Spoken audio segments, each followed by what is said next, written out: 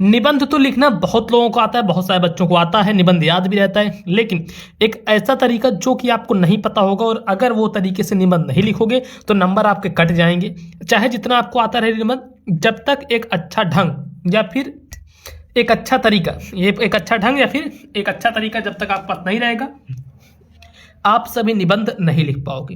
देखो निबंध जैसे यहाँ पे है, मैं एक चीज बताता हूँ, ध्यान देना आप सभी कि ये ऐसे निबंध आएगा, ठीक है। ये रहेगा 7 नंबर का, एक चीज ध्यान रखना, 9 नंबर का नहीं, ये 7 नंबर का आएगा अब की बारी से।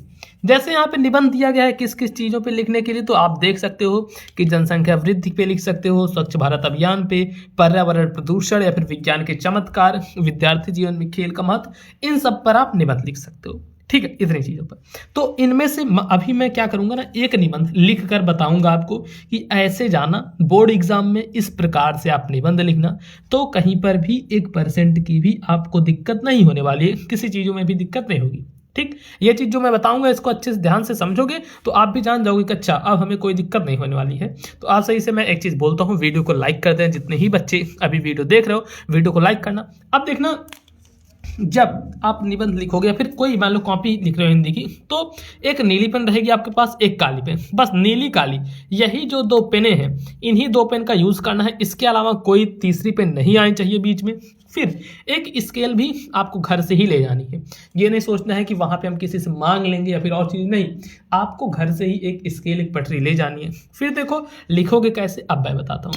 अब ये जो भी क्वेश्चन पे रहेगा, वैसे तो ये रहता है 30 नंबर क्वेश्चन पे, तो 30 नंबर लिखेंगे, या फिर 10 नंबर है 10 नंबर कोई भी लिख दो, लेकिन हम यहाँ पे प्रश्नोत्तर संख्या 30 लिखेंगे क्योंकि 30वें नंबर क्वेश्चन पे रहता है। तो देखो ऐसे करोगे, यहाँ पे हेडिंग डालना, यहाँ पे कैसे हेडिंग डालना, ये चीजें ही मैं आपको समझा देता हूँ। कैसे क्या करोगे ना, थोड़ा सा जूम करके देखो। अब यहाँ पे इस जगह पे जो ऊपर ही काली पेन से, अब क्या करना है, काली पेन उठाना, काली नीली पेन का भी ध्यान रखना है, ऐसा नहीं कि नीली पेन से लिखते चले जाओगे, तब आपका थोड़ा इंप्रेशन कम हो जाएगा, तो नंबर हो सकता है 7 में से 5 मिले। तो देखो यहाँ पर लिखना है प्रश्नोत्तर संख्या, ऐसे करो, प्रश्नोत्तर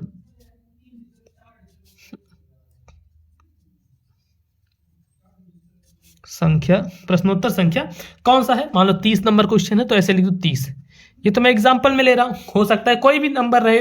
तो इससे क्या होगा ना, ये समझ में आएगा कि आखिर बच्चे ने कौन सा क्वेश्चन किया है। जब क्वेश्चन समझ में आ गया तो स्केल से नीचे ऐसे अंडरलाइन कर देना है। अब ये जो अंडरलाइन करने वाला प्रोसेस है ना, ये बहुत महत्वपूर्ण है। इससे क्या होता है ना, जो भी एग्जामिनर रहेगा उसको थोड़ा इंप्रेशन सही लगता है कि हाँ बच्चा आखिर पढ़ने वाला है, एक ही चीजें ध्यान से किया है। अब जब मैं अभी ऐसे कर रहा हूं तो आपको लग रहा होगा टाइम लगेगा, लेकिन ट्रस्ट करिए 4 से 5 मिनट आपका एक्स्ट्रा लगेगा पूरी कॉपी में अगर आप अंडरलाइन करते हो तो। लेकिन वो जो 4 से 5 मिनट आपका है वो बहुत अच्छे नंबर आपके स्कोर करवा देगा, 10 नंबर समझ लो एक्स्ट्रा दिवा देगा। अब इतना करने के बाद इसमें से जिस किसी भी चीज पर आप निबंध लिख रहे हो, मान लो पर्यावरण प्रदूषण की समस्या और समाधान, इस पर लिख रहे हो, तो वो हेडिंग यहां पे बनानी है, ऐसे बनाना, पर्यावरण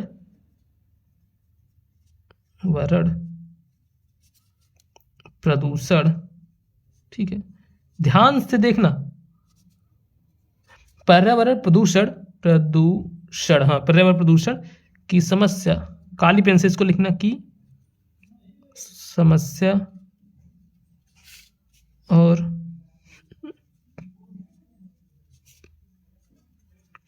समाधान,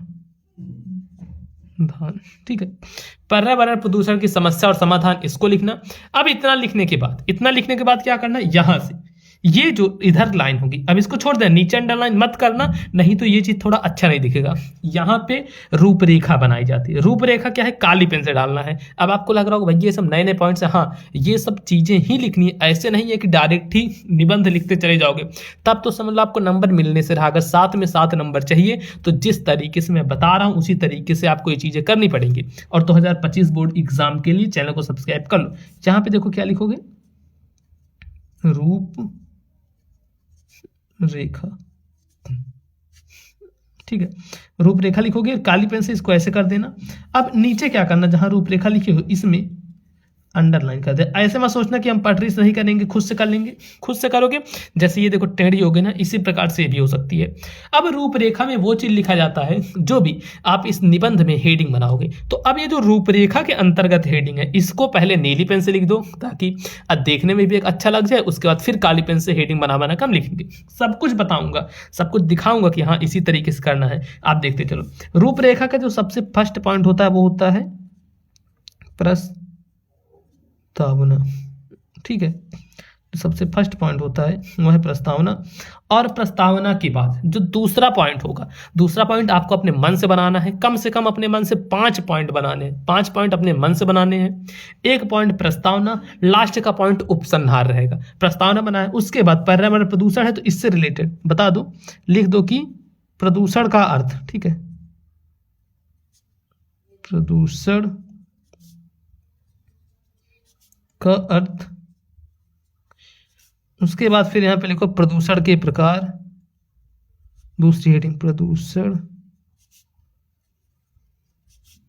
के प्रकार। फिर उसके बाद यहां पे लिख दो प्रदूषण से हानियां, प्रदूषण से हानियां। उसके बाद फिर लिख दो प्रदूषण से हानियां हो गई। फिर लिख सकते हैं प्रदूषण से रोकथाम, या फिर हाँ प्रदूषण को रोकने का उपाय, ऐसे ही डाल देते हैं, रोकने का उपाय। हेडिंग ही आपको मस्त बनानी है, जितनी अच्छी आप हेडिंग बनाओगे, क्योंकि एग्जामिनर बीच की चीजें नहीं देखा, मेन आपकी हेडिंग रहेगी। जितना बढ़िया आप हेडिंग बनाओगे उतना अच्छा ही आप उसको इंप्रेस कर पाओगे। अब उसके बाद लास्ट का जो पॉइंट बनेगा वह उपसंहार बनेगा, तो ऐसे बना दो उपसंहार। ठीक है, लास्ट का बस।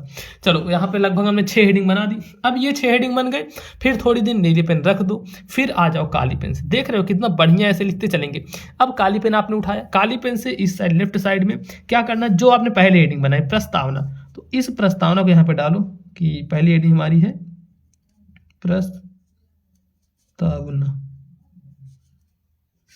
ठीक है, पहली हेडिंग हो गई प्रस्तावना, और इसके नीचे फिर अंडरलाइन करना। ठीक है, इसके नीचे अंडरलाइन। अब एक चीज ध्यान रखना, अब इसके सीधे से मत लिखते चले जाना। ठीक, सीधे से नहीं लिखना है, ये लाइन छोड़नी है, यहां से शुरू करना, यहां से। ठीक है, ऐसे लिखना, आज हमारे संसार, मतलब जो भी इसके बारे में लिखना रहेगा, संसार में प्रदूषण बहुत ही तेजी से फैलता जा रहा है। देखते चलो ध्यान से, जो कि आने वाले समय के लिए, अपने मन से हम इसको लिख रहे हैं, आने वाले समय के लिए बहुत ही हानिकारक है, बहुत ही हानिकारक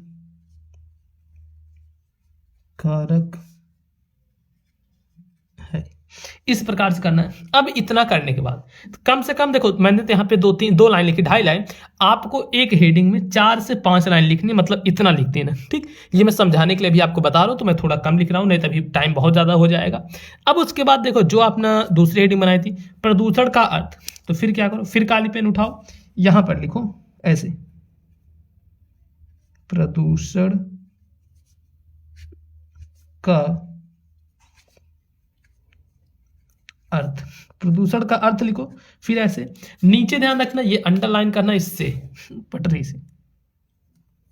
ठीक, पटरी से कर दो। अब इसके बाद पटरी से करने के बाद फिर देखो यहां पे प्रदूषण का अर्थ, तो कैसे लिखना है कि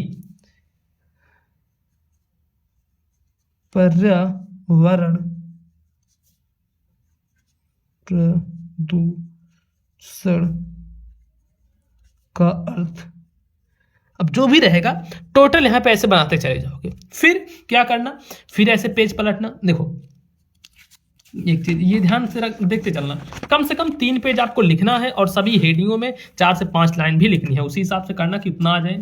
फिर ये स्केल लेना पटरी यानी कि, और इस पटरी से ये ऐसे कर देना है अंडरलाइन। ठीक है, ये ऐसे अंडरलाइन कर देना।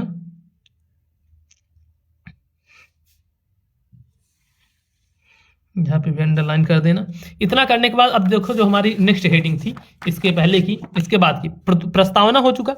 ये प्रस्तावना दूसरी हेडिंग, प्रदूषण का अर्थ, प्रदूषण का अर्थ तीसरी हेडिंग है, प्रदूषण के प्रकार, प्रदूषण के प्रकार।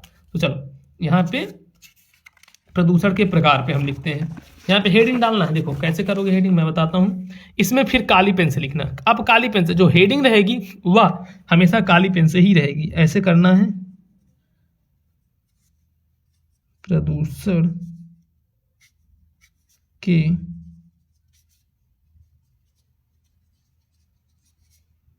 प्रकार। ठीक, प्रदूषण के प्रकार। उसके बाद फिर इसके लेना पटरी एक लेना और ऐसे, ठीक, अंडरलाइन कर दोगे। अब इतना करने के बाद यहाँ पे प्रदूषण के प्रकार आपको लिखना है कि आज हमारे वातावरण में, आज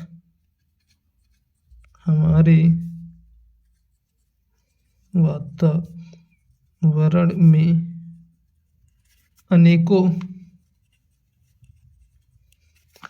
प्रकार के प्रदूषण फैल गए हैं, जिनमें से कुछ प्रदूषण निम्न है। ठीक है, कुछ प्रदूषण निम्न है। अब जैसे लिखोगे निम्न है तो अब यहाँ पे जो भी प्रदूषण रहेंगे उनके नाम लिखना है। नाम कैसे, मान लो फर्स्ट है वायु प्रदूषण। ठीक है, वायु प्रदूषण। चाहो तो इसके डिटेल भी जा सकते हैं, नहीं तो कोई बात नहीं। फिर सेकंड लिख दो और थर्ड लिख दो जल प्रदूषण।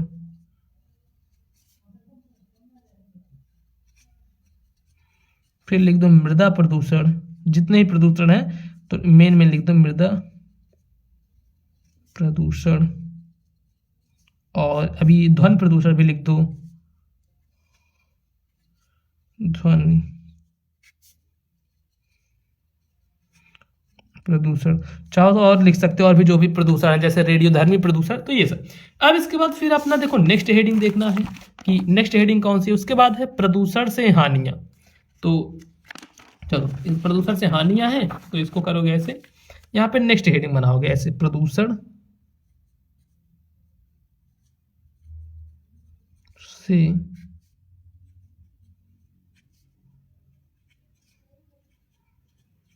हानियां।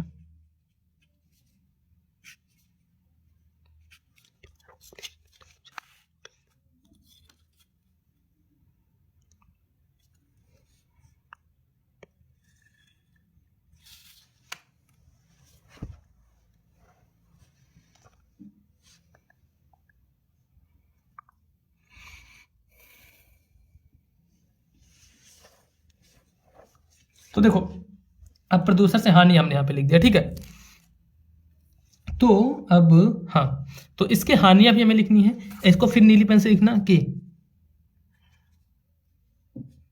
प्रदूषण से होने वाली हानियां निम्न है। थोड़ा पॉइंट बना बना के लिखना जिससे ना एग्जामिनर को और अच्छा लगे। देखो प्रदूषण से होने, मैं बता रहा हूं कैसे, वाली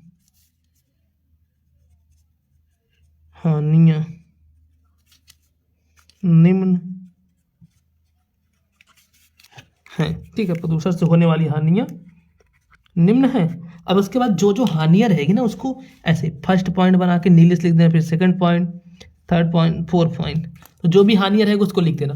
अब इससे क्या होगा ना, आपका जो निबंध है पूरा बहुत ही बेहतरीन दिखेगा। और इस तरीके का कोई भी बच्चा निबंध नहीं लिखता जल्दी, और इसी वजह से उसको 7 में से कहीं 5 नंबर मिलते हैं, कहीं 5.5 मिलते हैं, इससे ज़्यादा नहीं जाता। लेकिन अगर आप ऐसे करते हो तो 7 में से 7 नंबर मिलेगा। तो ये एक तरीका होता है निबंध लिखने का। आप सभी बताना कि अब आपको कौन सी वीडियो चाहिए 2025 में। अगर आप भी पेपर देने वाले हो तो तुरंत से जाके मोबाइल पर स्कूल चैनल को सब्सक्राइब करो। ये जो चैनल आप देख रहे हो इसको सब्सक्राइब करो। 2025 में समझ लो एकदम रामबाण तरीका होने वाला है आपके लिए। वीडियो को लाइक करना, चैनल पर नए आए हो तो चैनल को जरूर से सब्सक्राइब कर लेना। ऐसे ही वीडियो आपको यहाँ पर डेली देखने को मिलती रहेंगी।